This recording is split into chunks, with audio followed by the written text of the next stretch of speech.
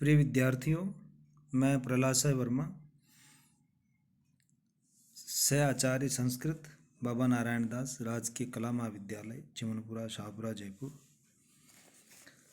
BA पाठ प्रथम संस्कृत के प्रथम प्रश्न पत्र में हम महाराज भर्तृहरि द्वारा रचित नीति शतकम का अध्ययन कर रहे हैं, जिसमें 43वें पद्य तक हमने पिछले वीडियोज में अध्ययन कर लिया है। आज हम 44वें पद्य से अध्ययन प्रारंभ कर रहे हैं। 44वां पद्य इस प्रकार है।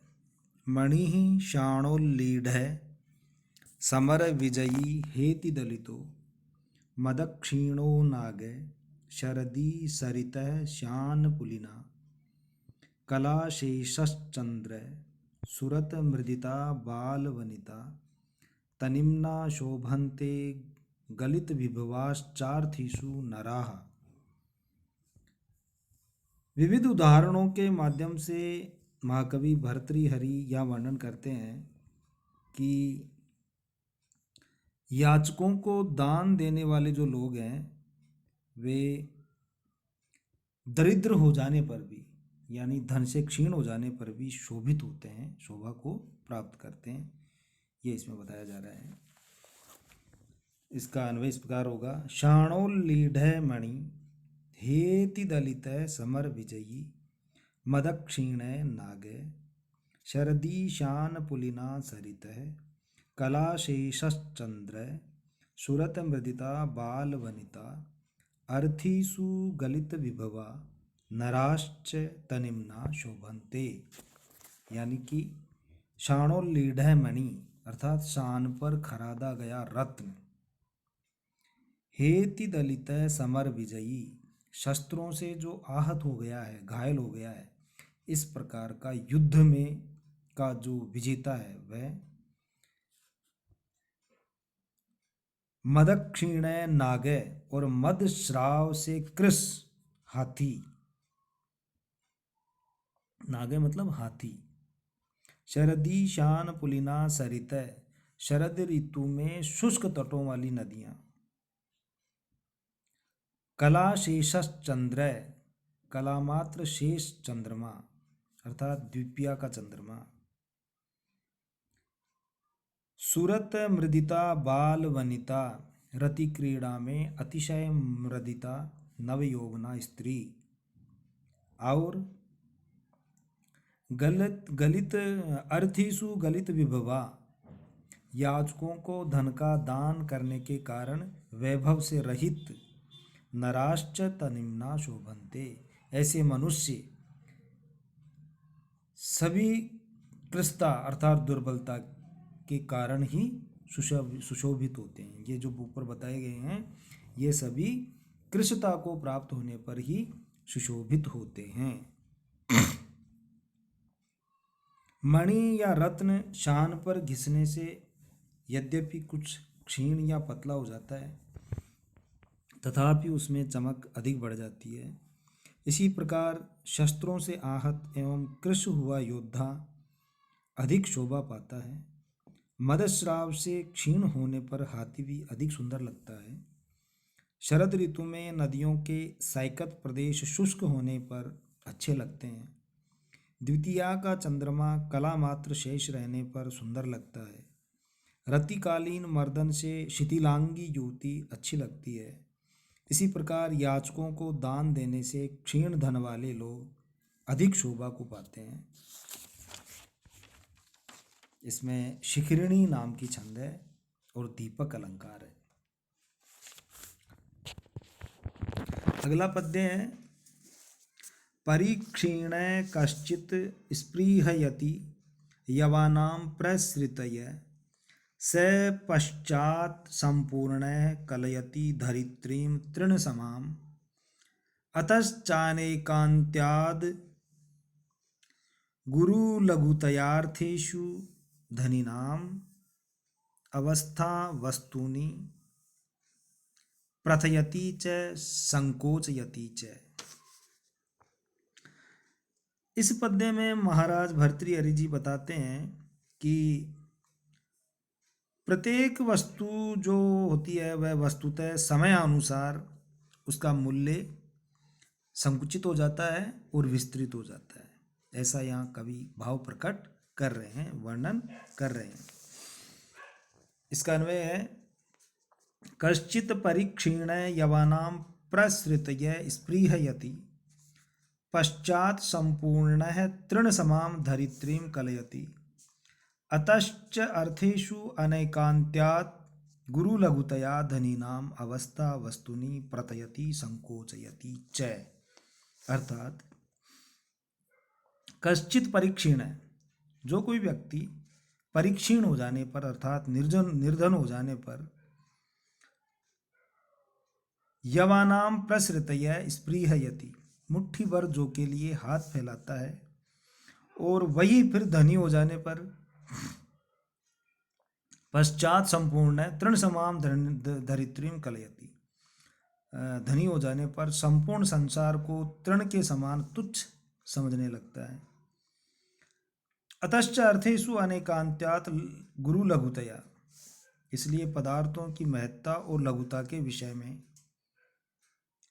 अनियतता होने से धनवानों की अवस्था, धनीनाम अवस्था, धनवान लोगों की अवस्था वस्तुनि प्रथयति संकोचयति च, वस्तुओं को छोटा और बड़ा बना देती हैं। पदार्थ का कोई मूल्य नहीं होता है, मनुष्य की स्थिति ही उसे कभी बड़ा बना देती है और कभी उसे तुच्छ कर डालती है। आज जो व्यक्ति दरिद्र है, कालांतर में वही धन संपन्न होने पर वैभवशाली कहलाता है, तथा जो धनवान है वही दरिद्र होने पर तुच्छ माना जाता है। इस प्रकार दरिद्रता एवं धनाढ्यता की अवस्था से पदार्थ का मूल्य कम या ज़्यादा हो जाता है। अतः व्यक्ति को सदा नम्र व्यवहार करना चाहिए। इस पद्य में भी शिकिरणी छंद है और दीपक और काव्यलिंग अलंकार है। अगला पद्य है राजन दुदुक्षसि यदि क्षितिधेनुम एनाम तेनाद्य वत्सम इव लोकम अमुम पुषाण तस्मिंश्च सम्यग् अनिशम परिपुष्यमाणे नाना फलम फलति कल्पलतेव भूमि। इस श्लोक में महाकवि भर्तृहरि राजा लोगों के अपने लाभ के लिए वत्स की तरह, बछड़े की तरह, जिस प्रकार गाय जिस प्रकार दूहने गाय को दूहने के लिए बछड़े को पाला जाता है, उसी प्रकार राजाओं को अपनी प्रजा का पालन करना चाहिए। अन्वय इसका इस प्रकार है, हे राजन, यदि एनाम क्षितिधेनुम दुदुक्षसि तेन अद्य अमुम लोकम वत्सम इव पुषाण तस्मिन् च अनिशम सम्यक् परिपुष्यमाणे भूमि कल्पलता इव नाना फलै फलति। कि हे राजन, यदि एनाम क्षितिधेनुम दुदुक्षसि, यदि तुम इस पृथ्वी रूपिणी गो को धोना चाहते हो, तेन अद्य अमुम लोकम वत्सम इव पुषाण, तो इस समय गोवत्स के समान इस प्रजा वर्ग का पालन पोषण करो। तस्मिन् च अनिशम सम्यक परिपोष्यमाणे, और उसका पालन पोषण सही प्रकार से करने पर ही भूमि, ये जो पृथ्वी है, ये कल्पलता इव नाना फलै फलति, कल्पलता के समान विविध फलों के द्वारा समृद्धिशालिनी हो जाती है। अर्थात प्रजा वर्ग का नित्य भली प्रकार पालन पोषण करने वाले राजा को समस्त अर्थ सिद्धि प्राप्त होती है।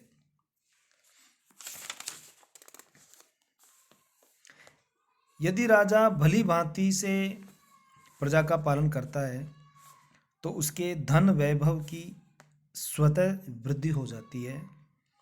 इस प्रकार सुशासन से राजा अपने राज्य से स्वेच्छानुकूल धन प्राप्त कर सकता है। जैसे इच्छानुकूल दूध प्राप्त करने के लिए गाय का स्वामी बछड़े के पोषण का ध्यान रखता है। बछड़े के मर जाने पर तो गाय भी दूध नहीं देती है।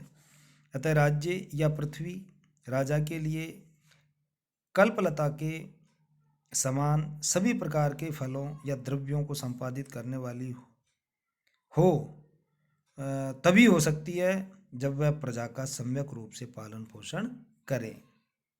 इसमें वसंत तिलका नाम की छंद है और उपमा अलंकार है। अगला पद्य है सत्यान्द्रिता च परुषा प्रियवादिनी च हिंस्रा दयालुरपि चार्थपरा वदान्या नित्यव्यया प्रचुर नित्यधनागमा च वारांगनेव नृपनीति अनेक रूपा। राजनीति वारांगना की तरह विविध रूपों वाली होती है, अनेक रूपों वाली होती है। इस प्रकार का वर्णन महाराज भर्तृहरि जी इस पद्य में कर रहे हैं। इसका अन्वय इस प्रकार है सत्या अनृता च परुषा प्रियवादिनी च हिंस्रा दयालु अपि च अर्थपरा वदान्या नित्यव्यया प्रचुर नित्यधनागमा च नृपनीति वारांगना इव अनेक रूपा भवति। अर्थात ये जो नृपनीति है ये सत्या अनृता च, कभी सत्य कभी असत्य, परुषा प्रियवादिनी च, कभी कठोर और कभी प्रिय वचन बोलने वाली, हिंस्रा दयालुरपि च, कभी हिंसक अथवा क्रूर स्वभावशीला और कभी दयाशील, अर्थपरा वदान्या, कभी स्वार्थिनी अथवा धन की अतिशय लोलुप और कभी उदारमना, नित्य व्यया, कभी नित्य व्ययशील, प्रचुर नित्य धनागमा और कभी अतिशय नित्य धन का उपार्जन करने वाली, नृपनीति वारांगना इव अनेक रूपा भवति। इस प्रकार ये राजनीति वेश्या की भांति विविध रूपों को धारण करती है। जिस प्रकार वेश्या लोगों को अपनी ओर आकृष्ट करने के लिए समय समय पर उनकी रुचि के अनुसार विविध प्रकार के रूप धारण करती है, उसी प्रकार राजनीति भी लोगों पर शासन करने के लिए, उस पर प्रभुत्व बनाए रखने के लिए कभी सत्य स्वरूप वाली कभी असत्य स्वरूप वाली अर्थात कष्टदायी बन जाती है। राजनीतिज्ञ व्यक्ति का व्यवहार एक सा नहीं रहता है। वह कभी तो धन लोलुपता को अपनाता है, कभी उदार बनकर लोगों की सहायता करता है, यह कभी हिंसक और कभी दयालु बन जाता है। इस प्रकार राजनीति अनेक रूप धारण करती है। इसमें वसंत तिल का छंद है और उपमा अलंकार है। अगला पद्य है आज्ञा कीर्ति पालनम ब्राह्मणानाम दानम भोगो मित्र संरक्षणम च येषाम एते षड्गुणा न प्रवृत्ता को अर्थस्तेषाम पार्थिवो उपाश्रयेण। आज्ञा यश दानादि जो षड्गुण हैं, इन षड्गुणों से जो संपन्न राजा होता है उस राजा के उपाश्रय में निर्गुणस्य नैवेति कविरत्र वर्णयति। ये जो षड्गुण है ये अगर किसी राजा के पास नहीं है तो उसके उपाश्रय में रहने से कोई लाभ नहीं होता है, उसके साथ रहने से कोई फायदा नहीं होता है। ये इस पद्य में वर्णन महाराज भर्तृहरि कर रहे हैं।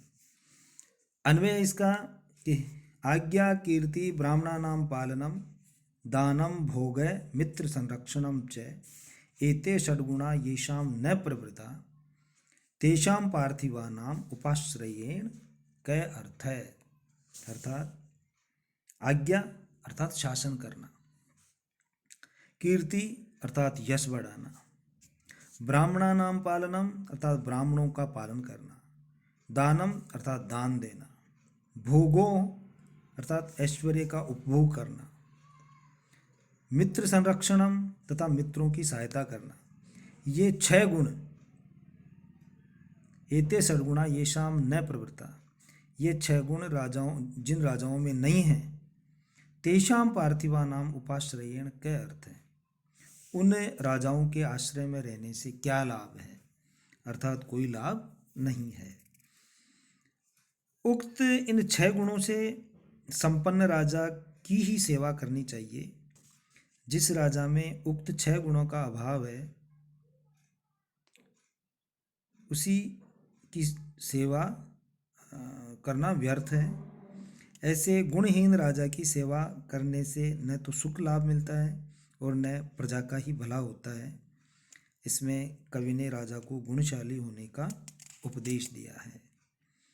इसमें शालिनी नाम की छंद है और अर्थापत्ति नाम का अलंकार है। Thank you.